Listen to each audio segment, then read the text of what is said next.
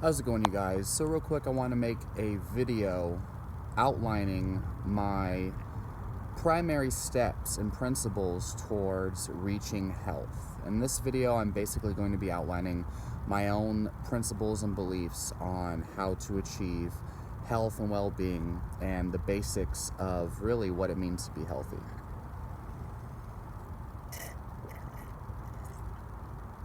Meanwhile, I'm drinking some delicious yerba mate. It's an amazing drink. I find it a lot more soothing and healthy than coffee or isolated caffeine supplements. So anyway, let's get started.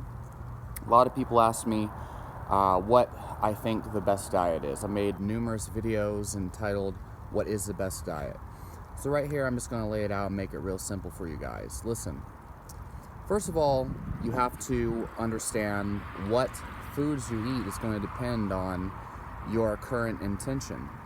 So at a baseline, stick to whole foods, remove all refined foods entirely from your diet. That includes even whole grain flours to an extent.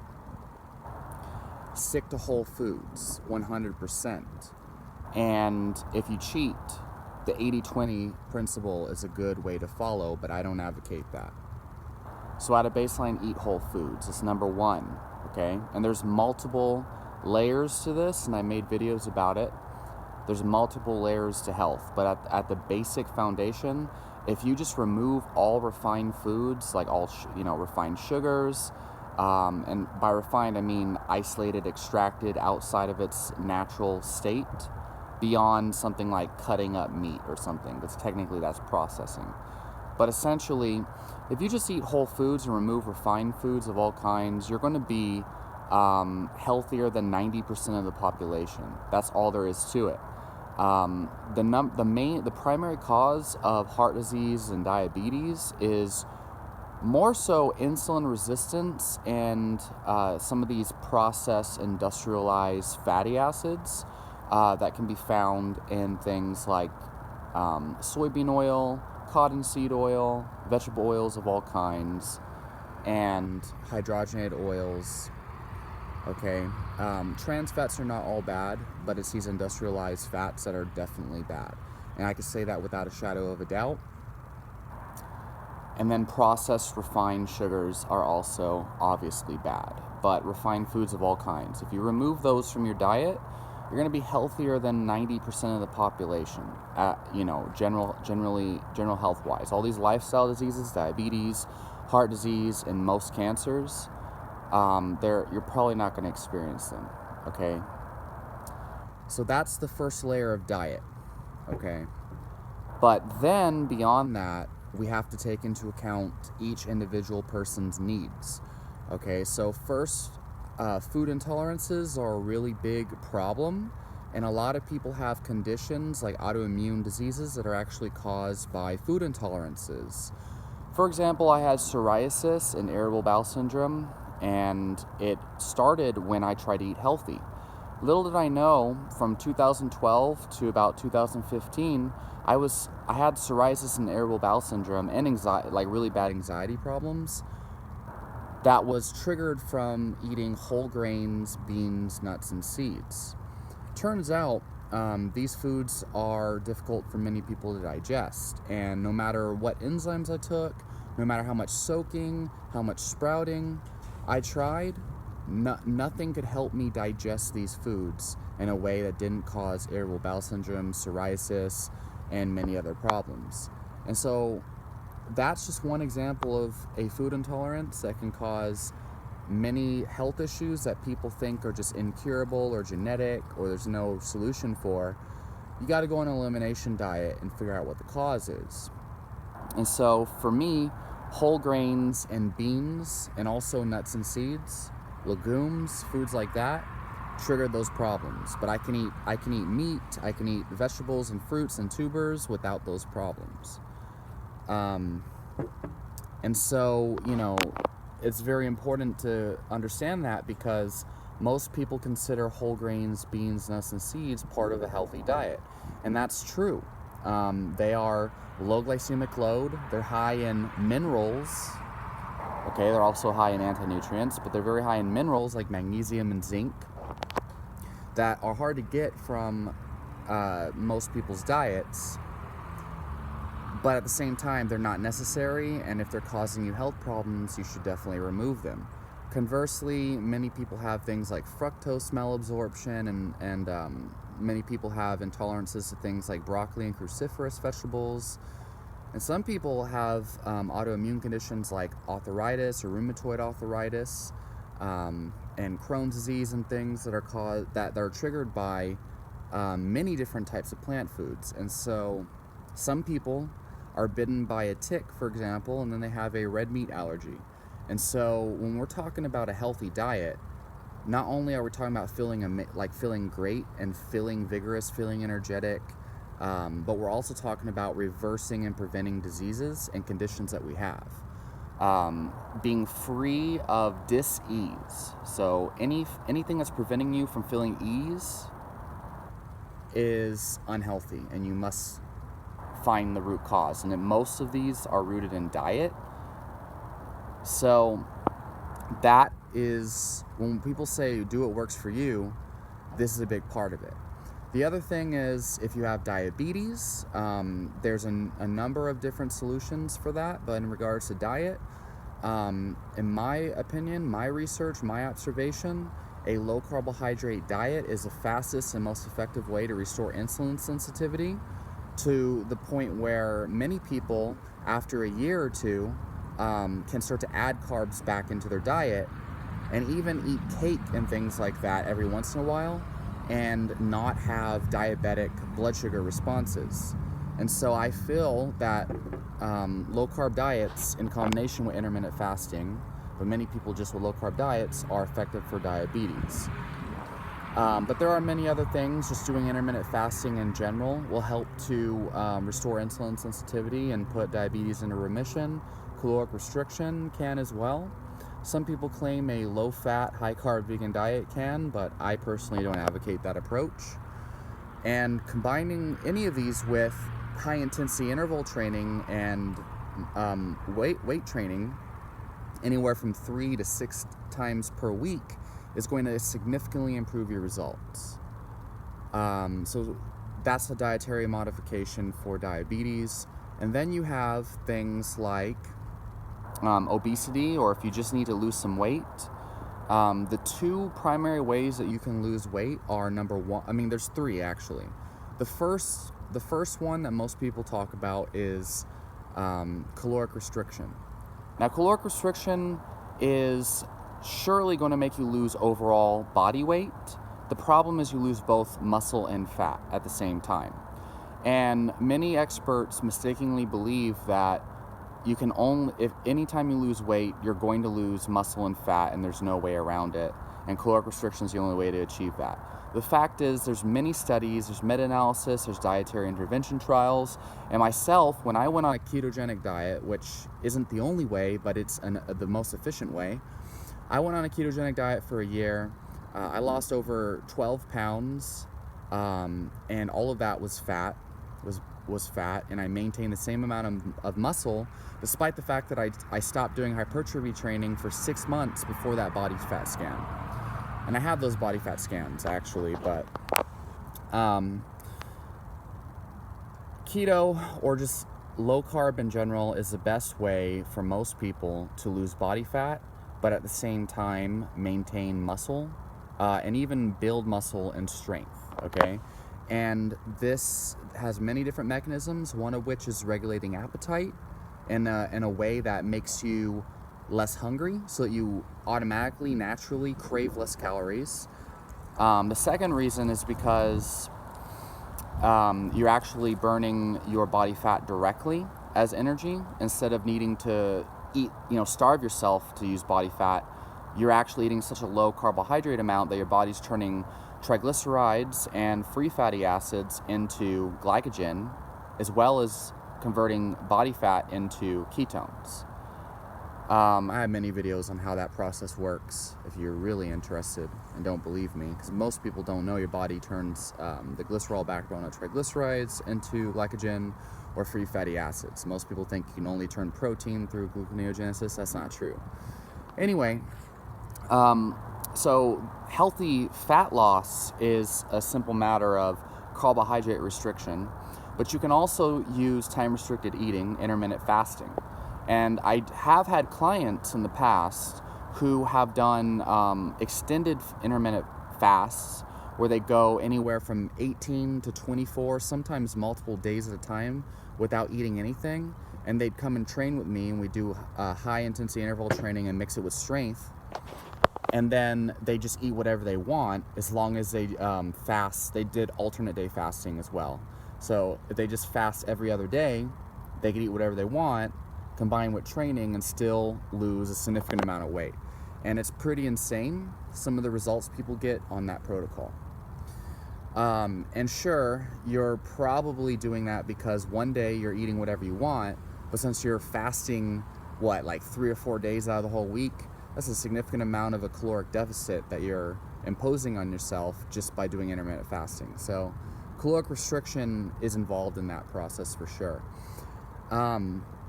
Nonetheless, these are protocols and strategies that people use to lose body fat, right? And you can lose body fat on any diet. Some of them are going to be more optimal than others. But just by calorically restricting, you will lose weight. But you're going to lose muscle too. Anyway, if you're like me and all you really care about is feeling amazing and eating healthy, preventing disease and maintaining health or increasing health, building health, preventing diseases, fueling your entire day, fueling your mind, fueling your body, well then you don't need to be doing caloric restriction, obviously. You don't need to be worried about calories, but you should be worried about protein, and you should be worried about calories too. If you're chronically under-eating, you're probably going to feel tired, maybe irritable, maybe have insomnia. If you're not eating enough protein, then the effects of caloric restriction are going to be even more pronounced. So you need to be eating enough protein as well. I have found a direct correlation between the amount of animal protein someone eats and their feelings of well-being. What I believe is that most people are going to feel like they're at their absolute best if they strive to eat at least 1 gram per pound of lean mass of protein from animal sources per day. And if you do that, you'll notice a lot of problems you didn't even realize could be fixed, are fixed now that you're eating enough animal protein. And there's many reasons as to why, but many things we can talk about as to why. But essentially, that is something I found, and I believe it's one of the reasons why so many people feel better and reverse a lot of different types of diseases, but most importantly, they experience better gains in the gym, better energy levels and things like that, better sleep on these all meat diets. I think there's a lot of reasons why, but I think the main one is that they're eating enough protein. I mean, how many people do you know that are just kind of eating intuitively, eating whatever they feel like it? How many of those people do you think actually get 1 gram per pound of lean mass a day? For me, I have about 160 pounds of lean mass per day. I'd have to eat at minimum 2 pounds of ground meat in order to reach that amount. How many people do you know eat 2 pounds of meat at all per day? Most people don't. Most people think it's unhealthy, and most people would have to actually put a lot of effort into that. And I know when I used to eat lots of rice and I ate a carb-based diet, I'll tell you for sure, I did not feel hungry enough to eat more than 1 pound of meat per day. But I feel so much better now that I eat 2. Anyway, that's essential. And then beyond that, making sure that if you choose to run on fats, that you eat enough fats to sustain your energy level. And if you choose to eat a carb-based diet and run on carbs, make sure you eat enough carbohydrates to sustain your energy level. Obviously, vitamins and minerals are important, But I think a lot of people focus too much on vitamins and minerals in the diet, and many people don't even research how these vitamin deficiencies were discovered. And if you really do, you'll find a lot of it is extremely weak. A lot of the evidence supporting supplementing with nutrients to treat nutrient deficiencies, it's a mixture of weak experimentation, population data on refined foods, and just people eating shitty diets in general. And so, for example, let's look at yesterday. I actually stumbled upon some research of a guy who discovered folate deficiency. Folate is a B vitamin. I believe it's vitamin B5. No, it's not, but it's a B vitamin. And essentially, what the guy did is he put himself in a metabolic ward for a number of weeks. I think it was 4 weeks. And he ate a diet that he claimed was supposed to invoke a folate deficiency. Well, what this guy did is he ate a diet consisting of triple boiled vegetables only. So basically he ate carrots, broccoli, and cauliflower, and just he boiled them 3 times to destroy all the water-soluble nutrients of them, and just ate boiled vegetables, triple boiled vegetables, and that was all he ate. Could you imagine how many other nutrients this motherfucker was deficient in, eating nothing but boiled vegetables alone? Even if they're properly prepared vegetables, if you just eat nothing but fucking vegetables, you're gonna be suffering from a whole lot more deficiencies than just folate. And so what you'll find is most experiments that were done to determine the effects of a nutrient deficiency, they were done under stupid conditions like this. That motherfucker eating boiled vegetables is going to be deficient in protein, going to be deficient in B12, a wide variety of B vitamins, obviously. He's just eating super nuked fucking boiled vegetables. He's going to be deficient in many different nutrients, not just folate. And then, of course, we have omega-3 deficiency, which was discovered in a metabolic ward where basically they were feeding, I believe, gastric bypass patients through a feeding tube. Don't quote me on this, but they are feeding hospital patients through a feeding tube, and they're feeding them an artificial solution of nutrients just to keep them alive. And what they found is when they, like the mixture was something like whey protein with soybean oil and then artificial vitamins and minerals, right? And because they were feeding them soybean oil and isolated protein and whatnot, basically a soylent solution, the person developed chronic inflammation, which became later known as omega-3 deficiency. You know, cracked nails, inflamed skin, chronic neurological problems. And what they found is when they supplemented this artificial mixture they were feeding this person with omega-3 fish oil supplement, all of the symptoms of chronic inflammation went away. And so later on, they found, you know, since the omega-3 supplement overcame those symptoms, they determined that the man was, or the patients were suffering from omega-3 deficiency. And so that was the beginning of this whole omega-3 deficiency kind of conundrum. Not to say that omega-3 supplementation is bad or folate supplementation is bad or anything. If someone is deficient in these nutrients found via a blood test, obviously supplementing with these nutrients can save people's life. But 9 times out of 10, you know, like 9 people out of 10 in society are just supplementing with these vitamins and minerals, don't even know if they need them or not. And there's many side effects that can come about from supplementing nutrients that you don't need. And so where I'm going with this is vitamin and mineral supplementation, if it's something that you think you'll benefit from, try it for 4 weeks and see if you see a difference. And if you feel better taking a multivitamin or taking a B vitamin supplement, then good for you.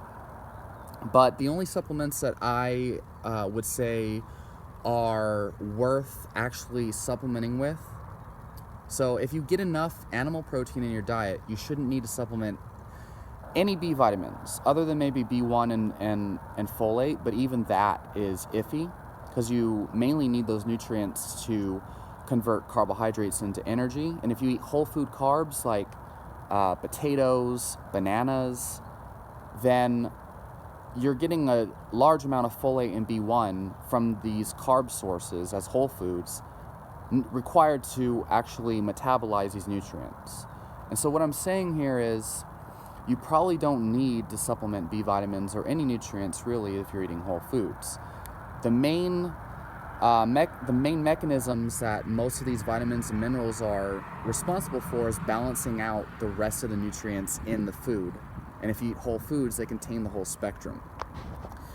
So the exception to this rule would be things like magnesium, especially if you have trouble falling asleep. If you have insomnia, if you have a lot of anxiety, first of all, switch out the coffee, switch out the pre-workout, start drinking green tea, start drinking yerba mate. That's the first thing. Because if you're drinking coffee and you're drinking pre-workout, there's nothing in the fucking world that can help your insomnia and your chronic anxiety. Those things will cause anxiety regardless of what you're eating. Start drinking yerba mate, start drinking green tea, stop drinking coffee and isolated caffeine. Okay, that's the first thing to solve the anxiety and the insomnia. Then try supplementing about 400 milligrams per night of magnesium carbonate or magnesium citrate in caplet form. Okay, make sure that it's magnesium carbonate or magnesium citrate, and it's not magnesium oxide or some of these other magnesium forms. And before bed, if you take it, it serves the benefit of putting you to sleep, relaxing your body, and calming the nervous system. A lot of people are deficient in this nutrient, and there's many possible reasons why. Many people speculate it's because our soil is depleted of minerals, and I think people have just been chronically deprived of magnesium for most of their life because most of the foods that they eat are processed bullshit that does not contain it. It takes a while for your body to naturally start to metabolize magnesium from the foods you eat alone. It's not the same as if you just take an isolated supplement. The other things that I think are beneficial, I think it's a good idea to kind of, add in a low-dose omega-3 supplement, in particular cod liver oil, with a high amount of vitamin D added to it. I take the Carlson's brand. The benefit of this is that you're going to be getting vitamin D, vitamin A. Some brands have vitamin E, which is very important. Another source that I like of vitamin E is olive oil. Also a good source of K1. So you're going to be getting the omega-3s, vitamin E, vitamin D, and vitamin A all in one package, okay? And these are all nutrients that are difficult to get. Alternatively, eating a large amount of fish per week is a good idea. But as long as you get enough DHA and EPA in your diet, you shouldn't have to worry too much about, your ratios of omega-3 to omega-6, unless you're as long as you're not eating these soybean oils and vegetable oils and refined oils, and you're getting adequate amounts of DHA and EPA in your diet, you shouldn't have to be overly obsessed about omega-3s and fish and things like that. Omega-3 fortified eggs, if you eat those as a regular part of your diet, like 4 a day, you're going to be getting enough DHA and EPA to support omega-3 status in your body. Omega-6s, it's not about having a certain ratio, it's about the fact that omega-6's mechanism involved in this is interfering with omega-3 metabolism.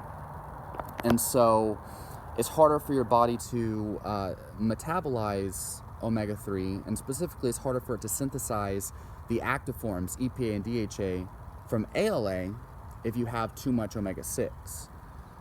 But if you get enough preformed EPA and DHA, that might not be too much of a problem. But it's still a good idea to keep the omega-6 fats to a minimum. So, vitamin D, vitamin A, vitamin E, very important. Vitamin K2 is probably a good idea to supplement with. In particular, MK4, especially if you have plaque on your teeth. I have been taking vitamin K2, MK4 for maybe about 4 weeks now, because of my teeth problem that I developed about a year ago.